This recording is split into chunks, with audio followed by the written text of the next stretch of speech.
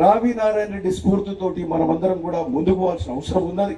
మరి అట్లాంటి రావి నారాయణ రెడ్డి గారి విగ్రహం మరి కమ్యూనిస్టులు జనరల్ గా విగ్రహాలు పెట్టారంట. ఎందుకు పెట్టలేదని నేను అడిగినారు. ఏంది పెట్టలేదని మా కమ్యూనిస్ట్ సోదరులు కొందరు అడుగుతుంటే ఏమేమో పెట్టావు స్థూపాలే పెడతామని అన్నారు. కానీ మరి వచ్చే తరాలు చూడాలి రావి నారాయణ రెడ్డి ఎట్లుంటాడంటే మరి అవుపడాలి కదా. రావి నారాయణ రెడ్డి ఒక మంచి వచ్చింది విగ్రహం కూడా. రావి నారాయణ రెడ్డి నేను కూడా చూసినా, చాలాసార్లు చూసినాము. ఎట్లా ఉన్నదో అట్లనే తీసారు. నిజంగా ఏడ చెప్పించారు మా శ్రీనివాస్ ఇట్లా ఇది నారాయణ రెడ్డి సేవా సమితి మా బాబురావు ఇట్లా అంతా అట్లా పర్ఫెక్ట్ అంటే పర్ఫెక్ట్ ఇచ్చారు. సో మరి భావి తరాలు కూడా ఆయన ఫోటోలు చూడాల్సిన అవసరం ఉంది.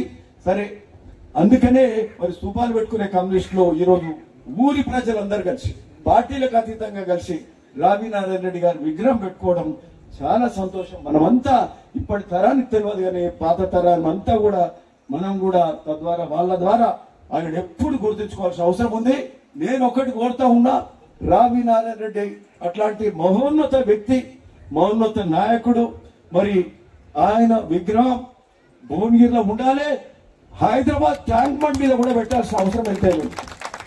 హైదరాబాద్ లో మొదటి విగ్రహం కూడా ఆయనకే దక్కాలి. కానీ సరే ఎట్లున్నదంటే ఈరోజు ఎవరిది అడిగితే వాళ్ళదే ముందుకు పోతుంది.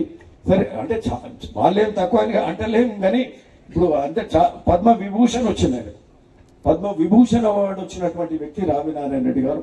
సో మనం కూడా ఎంపీ గారు కూడా చామల కిరణ్ కుమార్ రెడ్డి గారు